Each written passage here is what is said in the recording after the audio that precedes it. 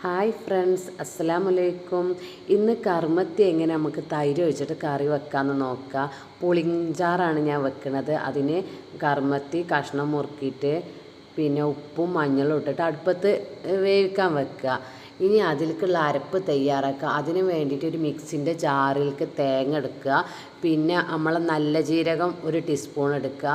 ഒരു 1/4 ടീസ്പൂൺ പെരിഞ്ജീരകം ഇട്ട് ചെറിയ ഉള്ളി, പിന്നെ ഇതിലേക്ക് എരിവിന് ആവശ്യമുള്ള പച്ചമുളകും എടുക്കുക. കാന്താരി മുളക് ഉണ്ടെങ്കിൽ കാന്താരി മുളകും ഇടുക.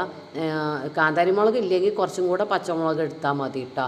പിന്നെ ഒരു അല്ലി വെളുത്തുള്ളി ഇട്ടിട്ട് മിക്സിയിൽ നല്ല പേസ്റ്റ് പോലെ അരച്ചെടുക്കുക. ഇനി നമുക്ക് വെന്ത കഷ്ണങ്ങൾക്ക് ഈ അരപ്പ് ചേർക്കുക. അരപ്പ് ചേർത്തതിൻ്റെ ശേഷം തിളപ്പിച്ചെടുക്കുക കേട്ടോ. പിന്നെ നമ്മളിവിടെ പച്ചപ്പപ്പായക്ക് കർമ്മത്തി എന്നാണ് പറയുക. നിങ്ങളവിടെ എന്താ പറയുകയെന്നൊന്ന് പറയുകൊണ്ടു. പിന്നെ എൻ്റെ ചാനൽ എല്ലാവരും സബ്സ്ക്രൈബ് ചെയ്യുക. കറിവേപ്പില ഇട്ടിട്ട് നമുക്കിത് തിളക്കാൻ വെക്കുക.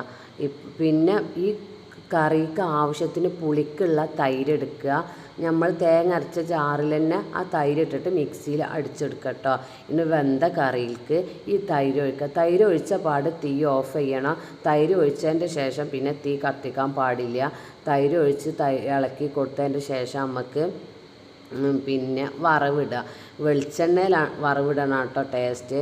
വെളിച്ചെണ്ണ ഒഴിച്ച് കടുക് ഇട്ട് പിന്നെ ഉലുവ ഇട്ട് കറിവേപ്പില ഇട്ടിട്ട് നമുക്ക് വറവിടാം.